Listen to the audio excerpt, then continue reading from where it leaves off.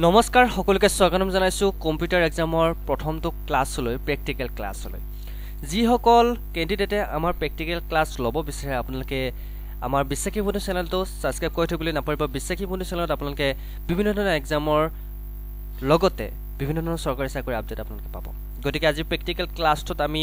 আজি চাম এমএছ ওৱৰ্ডৰ কিছুমান কোৱেশ্চন আৰু কিছুমান এনসাৰ এটা কোৱেশ্চন বিলাক হ'ল এতিয়া আপোনালোকে গম পাইছে যে আসাম ডাইৰেক্ট ৰিক্ৰুটমেন্টৰ গেট 3 গেট 4 এক্সাম হ'ব আৰু গেট 3 গেট 4 এক্সামত যিসকলে কম্পিউটাৰ সিলেক্ট কৰিছিল তেওঁলোকৰ কম্পিউটাৰ এক্সাম হ'ব আপোনালোকে কম্পিউটাৰ এক্সাম দিব লাগিব এতিয়া কম্পিউটাৰ এক্সামত কেনেকুৱা ধৰণৰ কোৱেশ্চন আহে মই আপোনালোকক বেসিকৰ পৰা লৈ যাম এডভান্স লেভেললৈ গতিকে যিসকল ষ্টুডেন্টে আমাৰ ক্লাছসমূহ এটেন্ড কৰিব বিচাৰে কৰিব পাৰে আৰু যদি আপোনালোক আমাৰ টেলিগ্ৰাম চেনেলত জয়েন হোৱা নাই জয়েন হৈ ল'ব পাৰে তাতে আপোনালোক সম্পূৰ্ণ আপডেটসমূহ পাব এতিয়া চাওক মোৰ হাতত কি আছে এখন ডকুমেন্ট আছে এটা ফাৰ্স্ট অফ অল আপুনি ডকুমেন্ট বুলি কলে কি বুজি পায় বাৰু ডকুমেন্ট বুলি কলে আপোনালোকে এখন উকা বহি পাত বুজি নাপায় জানো ঠিক তেনেকৈ এখন ডকুমেন্টত যদি আমি কাম কৰিবলৈ তেনে হলে এখন ডকুমেন্ট আমি প্ৰথমতে ল'ব লাগিব ইনসাৰ্ট ডকুমেন্ট কোৱেশ্চন নম্বৰ প্ৰথমতে আপোনালোক কব যে আপোনাৰ যি সকলে এক্সামিনাৰ আপোনাক কব এখন ডকুমেন্ট ক্ৰিয়েট কৰা ডকুমেন্ট এখন আমি এমএছ ওৱৰ্ডত কেনেকৈ ক্ৰিয়েট কৰিম প্ৰথম কথা দুই নম্বৰ কথা ডকুমেন্টছ খনত আমি কি কৰিম আমি কেনেকুৱা ধৰণৰ কাম কৰিব পাৰো এমএছ ওৱৰ্ডত আপোনালোকে যদি আভাসটো নাজানে তেনেহলে আপোনালোকৰ পিছৰ পৰ্যায়ত প্ৰবলেম হ'ব পাৰে এটা প্ৰথম পৰ্যায়ত মই আপোনালোকক কওঁ যে এমএছ ওৱৰ্ডত কি কাম কৰে এমএছ ওৱৰ্ডত বহুতো কাম কৰা হয় আপোনাৰ টাইপিংৰ পৰা আদি কৰি কিছুমান প্ৰজেক্ট আমি এমএছ ওৱৰ্ডত বনাব পাৰো কিছুমান আপোনাৰ বিভিন্ন ধৰণৰ আপডেট আমি ডাটা এন্ট্ৰি কৰিব পাৰো এমএছ ওৱৰ্ডৰ জৰিয়তে এটা ফাৰ্স্ট অফ অল মই আপোনালোকক এমএছ ওৱৰ্ডত ডকুমেন্টছ এখন কেনেকৈ ল'ব লাগে মই কৈ দিছো আপোনালোকে এমএছ ওৱৰ্ডত ডকুমেন্টছ ল'ব লাগিলে আপোনালোকে প্ৰথমতে চাওক ইয়াতে চাওক ফাইল বুলি অপচন এটা আছে ফাইলত যাব এটা ফাইল অপচন এটা আছে ফাইলত আপুনি ক্লিক কৰিব ইয়াতে আপুনি ক্লিক কৰিব ফাইলত গলো গৈ কানে এটা সাইডত কি অপচন আছে চাওক এটা নিউ বুলি অপচন এটা আছে ওপেন আছে সেভ আছে সেভ এজ আছে প্ৰিন্ট আছে সকলোবোৰ মই সিস্টেম আপোনালোক ধুনিয়াকৈ কৈ যাম প্ৰথমতে আমি নিউত ক্লিক কৰিলো নিউত ক্লিক কৰাৰ লগে লগে ইয়াতে চাওক মাইক্ৰসফট যিখিনি অফিস আপোনাৰ যিবিলাক আপডেট হৈছে মাইক্ৰসফট এমএছ আপোনাৰ এমএছ ওৱৰ্ডটো যিসকলে আপডেট কৰিছে তেওঁলোকৰ এনেকুৱা ধৰণৰ আহিব বা যিসকল উইন্ডোজ 7 উইন্ডোজ 8 লাগি আছে তেওঁলোকৰ এমএছ ওৱৰ্ডটো এনেকৈ আহিব যেহেতু উইন্ডোজ 11 উইন্ডোজ 10 থকা বিলাকৰ এমএছ ওৱৰ্ডটো এনেকৈ আহিব এটা এনেকুৱা যদি আহে আপোনালোকৰ এমএছ ওৱৰ্ডটো তেতিয়া আপোনালোকে ইয়াতে এটা অপচন দেখা পাব ব্ল্যাঙ্ক ডকুমেন্ট বুলি অপচন এটা দেখা পাব চাওক ব্ল্যাঙ্ক ডকুমেন্ট আপুনি ইয়াতে ক্লিক কৰি দিব ইয়াতে ক্লিক কৰাৰ লগে লগে আপোনালোকৰ নতুন পেজ এটা লোৱা হ'ব উকা পেজ এখন আৰু যদি আপোনালোকে শৰ্টকাটেৰে কৰিব বিচাৰে তেনেহলে কন্ট্ৰোল এটা মই এটা কিবা এটা টাইপ কৰি দিছো এতিয়া মোক নতুন এখন পেজ লাগে নতুন পেজ এখন লবলৈ মই কি কৰিম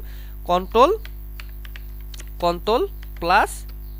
এন মই যদি টাইপ কৰো মোৰ নতুন পেজ এটা ক্ৰিয়েট হ'ব এটা আমি কৰি চাম কন্ট্ৰোল টিপিলো কন্ট্ৰোল এন মাৰটা নতুন পেজ এটা আহি গ'ল এতিয়া আমাৰ নতুন পেজটো লোৱাৰ পিছত আমাৰ কাম কি হ'ব এটা প্ৰথম কথা হ'ল আমাক কোৱেশ্চন এটা দিছে যে কোৱেশ্চনত আমাক তিনিটা কলম পাঁচটা ৰ দি আমাক এটা এখন টেবুল ক্ৰিয়েট কৰিব দিছে এতিয়া এখন টেবুল ক্ৰিয়েট কৰাৰ আগতে আমি প্ৰথমতে আৰু কেইটামান বস্তু চাই ল'ব লাগিব আমি ইয়াৰে কেইটামান বস্তুৰ নাম আমি জানিব লাগিব এই শৰ্টকাট কিটা আপোনালোকে জানে এই কিছুমান টুল আছে এই টুল বিলাকৰ আপোনাৰ কি কাম হেবিলাক আপোনালোকে প্ৰতিটো আপোনাৰ কামৰ পিছত আপোনালোকে গম পাব হয়নে এটা মই আপোনালোক দেখুৱাই দিছো ইয়াতে চাওক ইয়াতে আপোনালোকৰ কি আছে আপোনাৰ ফন্টৰ নাম আছে কেতিয়াবা আপোনালোক কি কৰে আপোনালোক ফন্টৰ নামটো চেঞ্জ কৰিব দিয়ে মই আপোনালোকক প্ৰেক্টিকেল কৰি দেখুৱাম বাৰু ইয়াৰ পিছত ইয়াতে ফন্টৰ সাইজ আছে বোল্ড আছে ইটালিক আছে তাৰ ইনসাৰ্ট অপচন আছে ডিজাইন আছে লেআউট আছে ৰেফাৰেন্স আছে মেইলিং আছে ৰিভিউ আছে ভিউ আছে এনেকৈ আপোনালোক অপচন দেখা পাইছে এতিয়া প্ৰতিটো অপচনৰ কাম কি বাৰু মই আপোনালোক দেখুৱাই দিম কিন্তু আজি ক্লাছত মই এখন টেবুল ওৱৰ্ডত কেনেকৈ ক্ৰিয়েট কৰিব লাগে হেতু মই দেখুৱাই দিছো আমাক কি দিছে তিনিটা কলম আৰু তিনিটা ৰ পাঁচডাল ৰৰ এখন টেবুল আমাক ক্ৰিয়েট কৰিব দিছে এখন টেবুল আমি এমএছ ওৱৰ্ডত ক্ৰিয়েট কৰিবলৈ আমি ক'ত যাব লাগিব আমি যাব লাগিব ইনসাৰ্টলৈ ইনসাৰ্টত ক্লিক কৰাৰ লগে লগে ইয়াতে চাওক দুটামান অপচন আপুনি দেখা পাব কভাৰ পেজ ব্ল্যাঙ্ক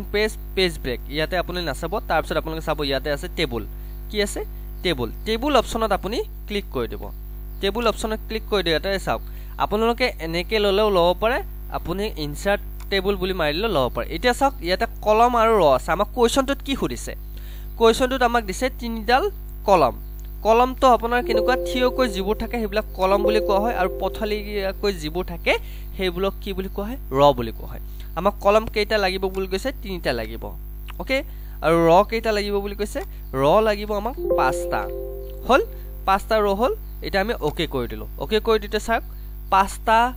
আপোনাৰ ৰ আৰু তিনিটা কলম আমাক এনেকৈ এখন টেবুল ক্ৰিয়েট হল এই টেবুলখনো আপোনাক কি ক্ৰিয়েট কৰিব দিলে কিয় ক্ৰিয়েট কৰিবলৈ এতিয়া চাম এখন টেবুলত যদি আমি ডাটা এন্ট্ৰি কৰিব লাগে আমি টেবুলখনত কেইটামান বস্তু চাব লাগিব ইয়াতে কি থাকিব ধৰহল মোক এটা বস্তুৰ প্ৰাইস লিষ্ট এখন বনাব দিছে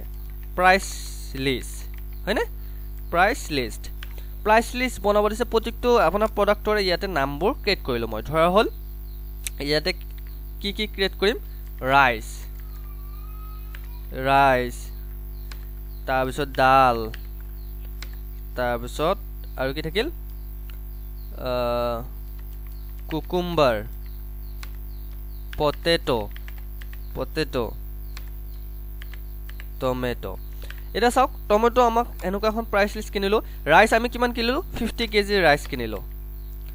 50 কেজি ৰাইস কিনিলো এটা চাওক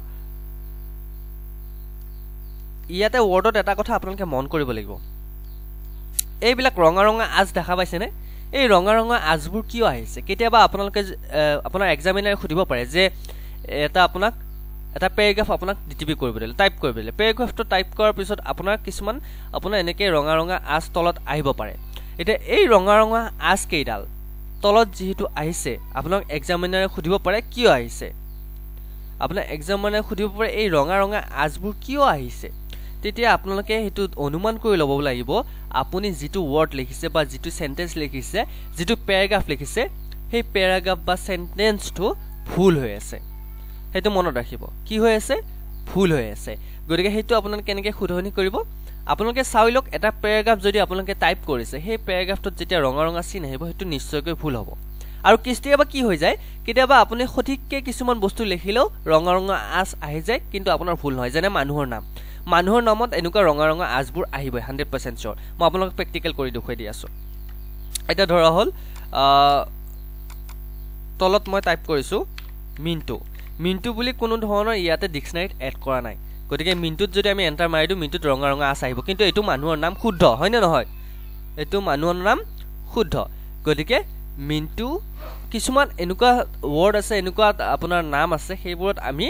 এটো ভুল বুলি ধৰিব নোৱাৰো হেতু মনত ৰাখিব গতিকে এটো কথা মনত ৰাখিব যে আমি কিছুমান শব্দত আমি সেন্টেন্সটো চাই ল'ব লাগিব যে এটো ভুল হয় নে নহয় যদি এটো ভুল হয় নে নহয় তেনে হলে মই সেন্টেন্সটো আপোনালোকে আমি গম পাম যে হেতু বস্তুটো ৰং হয় আছে নে নাই এটা মই আপোনালোক ইয়াতে কেইটামান বস্তু দিলে ৰাইস ডাল কুকুম্বাৰ টমেটো এটা টমেটো শব্দটো ভুল হৈ আছে এটা যদি এনেকুৱা শব্দ আপুনি যেটো জানে হেতু ভুল হৈ আছে আপুনি ৰাইট ক্লিক কৰি চাব ইয়াতে ওয়াৰ্ডটো ৰাইট ক্লিক কৰি চাব আৰু ইয়াতে কেইটামান বস্তু আহিছে চাওক তে কি আহিছে মই ইয়াতে ৰাইট ক্লিক কৰি দিলো এটা কি আহিছে চাওক টমেটো যেহেতু এটো আপোনাৰ শব্দটো ডিকশনাৰী কম্পিউটাৰত আছে অলৰেডি আৰু যেটো কম্পিউটাৰ ডিকশনাৰীত এটো শব্দ আছে শুদ্ধকৈ তেনে হলে আপোনালোকে এটো শব্দৰ শুধৰণি পাব আৰু যেটো শুধৰণি পাব তেনে হলে আপোনালোকে ইয়াতে বেলেগ একো কৰিব নালাগে আপুনি ইয়াতে ক্লিক কৰি দিয়ক ক্লিক কৰি দিয়াৰ লগে লগে ৰাইট ক্লিক কৰি দিয়াৰ লগে আপোনাৰ শুদ্ধ হৈ যাব ঠিক তেনেকৈ ডালটো আপোনাৰ ইয়াতে ডিকশনাৰীত নাই গতিকে যেটো শব্দ ডিকশনাৰীত নাই বা আপোনাৰ ৰঙা চিন বহি থাকে হেতুত আপুনি ইগনোৰ কৰি দিব পাৰিব মানে ডালটো আমি ডাল বুলি কওঁ গতিকে ইংৰাজীত হয় এটো আমি অসমীয়াত দি দিলো এটো আমাৰ কাৰণে শুদ্ধ বুলি যেন লাগিছে গতিকে আমি দি দিলো ডালি আমি কিনিম কিমান 3 কেজি ডালি 3 কেজি কুকুম্বাৰ আমাৰ 2 কেজি কিনিলো কুকুম্বাৰ 2 কেজি কিনিলো তাৰ পিছত পটেটো কিনিলো পটেটো আপোনাৰ কিনিলো 5 কেজি পটেটো 5 কেজি কিনিলো তাৰ পিছত টমেটো কিনিলো আমি 5 কেজি টমেটো 5 কেজি কিনিলো এটা 1 কেজি আপোনাৰ কিমান হ'ব 50 কেজি চাউলৰ দাম আপোনাৰ 2000 টকা 50 কেজি চাউলৰ দাম 2000 টকা ডালি 3 কিলোত আপোনাৰ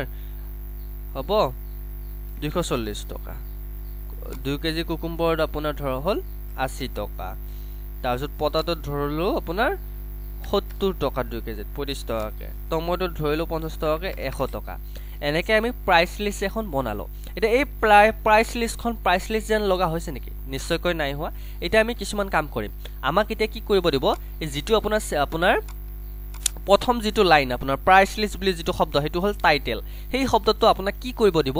এৰিয়েল ফন্টত লৈ আপোনাৰ এৰিয়েল ফন্ট সিলেক্ট কৰি কেনে ফন্ট সাইজটো 24 কৰিব লাগে এটা আপুনি ফন্ট সাইজটো কেনেকৈ 24 কৰিব বা কেনেকৈ সিলেক্ট কৰিব আপোনালোকে চাওক যদি আপোনাৰ ফন্ট সাইজটো আপোনাৰ চেঞ্জ কৰিব দিয়ে তেনেহলে আপুনি ইয়াতে সিলেক্ট কৰিব আপোনাৰ ওপৰত চাওক ইয়াতে সিলেক্ট কৰিব ইয়াতে মোক ধৰা হল এৰিয়েল দিছে বিভিন্ন ধৰণৰ ফন্ট সাইজ আপোনালোকে ইয়াতে পাব মই এটা হল এৰিয়েল পাম ইয়াতে মই এটা এৰিয়েল বিচাৰিম এৰিয়েল ব্লেক পালো মই বিচাৰি দিলো আৰু মোক ফন্ট সাইজটো কিমান লাগে 24 মই 26 কৰি দিলো ফন্ট সাইজ 26 এটা এই যেহেতু প্ৰাইস লিষ্ট শব্দটো আমি ডাঙৰ কৰি দিলো এটা এটো এলাইনমেন্ট কৰিব লাগে বহুতে কি কৰে এলাইনমেন্ট বুজি নাপায় এলাইনমেন্ট মানে হল আমি যেটো শব্দ হেতুক আমাৰ সঠিক ঠাইলৈ নিয়া মানে ঠাইবোৰ ধুনিয়া কৰা এটা এলাইনমেন্ট কৰিবলৈ চেন্টাৰ কৰিবলৈ আপোনালোকে চাওক এলাইনমেন্ট আপুনি ওপৰত কেইটামান আপুনি এলাইনমেন্ট কৰিব লাগিলে ইয়াতে কেইটামান বস্তু পাব ওপৰত তিনিডাল আছ পাইছে নে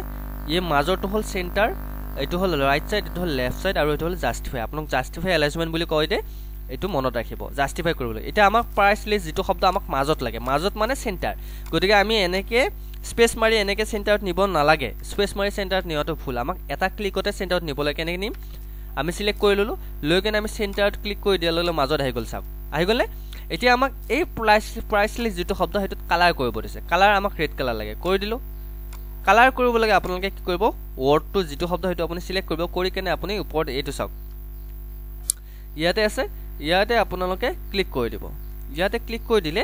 আপোনাৰ যেটো এ বুলি শব্দ আছে কালাৰ ইয়াতে ক্লিক কৰি দিলে আপোনাৰ সিলেক্ট হৈ যাব আৰু ইয়াতে আপোনাৰ চাক প্ৰতিটো কলমে আপোনাক বেলেগ কৈ দিয়া আছে ইয়াতে আপোনাক ধৰা হল এটা কি খুদিব আপোনাক এক্সামিনাৰে যে প্ৰতিটো কলম যেটো আপোনাৰ পইচাৰ যেটো আপোনাৰ কলম আছে হেতু বেলেগ কালাৰ লাগে বেলেগ কালাৰ আপুনি কেনেকৈ দিব চিন্তা কৰিব না আপুনি বেলেগ কালাৰ দিব লাগিলে অকল এটো কলম মই বেলেগ কালাৰ দিম চাবচোন অকল এটো কালাৰ বেলেগ সিলেক্ট কৰিলো কেনে মই ইয়াতে চাওক ফিল কালাৰ ইয়াতে যেটো আপোনাৰ বাকস দেখা পাইছে বালটি এটা দেখা পাইছে এই বালটিটোত আপুনি ক্লিক কৰি দিব মই বালটিটো দেখাই দি আছো আপোনাক বালটিটো দেখাই দি আছো 1 মিনিট মই দেখাই দি আছো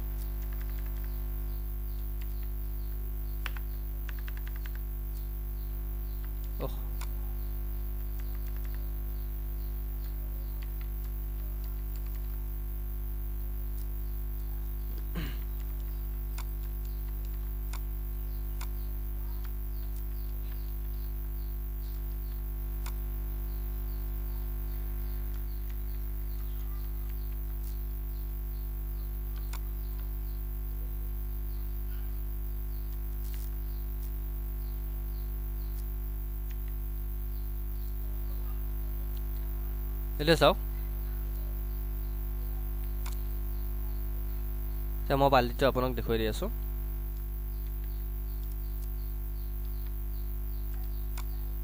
এইটো বালটি দেখা পাইছে এই বালটিটো আপুনি সিলেক্ট কৰিব লাগিব এই বালটিটো আপুনি সিলেক্ট কৰিব লাগিলে কি কৰিব লাগিব আপুনি এটা চাওক মই হল এইটো কলম আপুনি সিলেক্ট কৰি ললো এইটো কলম সিলেক্ট কৰিলো বালটিটোত ক্লিক কৰি দিলো আৰু মোক এটা ৰঙা হালধীয়া কালাৰ লাগে তে হালধীয়া ক্লিক কৰি দিলে চাওক আপোনাৰ প্ৰাইস যেটো প্ৰাইস লিষ্টৰ কালাৰ হেতু হালধীয়া হৈ গল হেতু মনত ৰাখিব গতিকে একদম ইজি ওৱৰ্ডৰ কিছুমান কাম কৰিবলৈ আৰু আপোনাৰ প্ৰেক্টিকেল কৰি মই দেখুৱাই দিম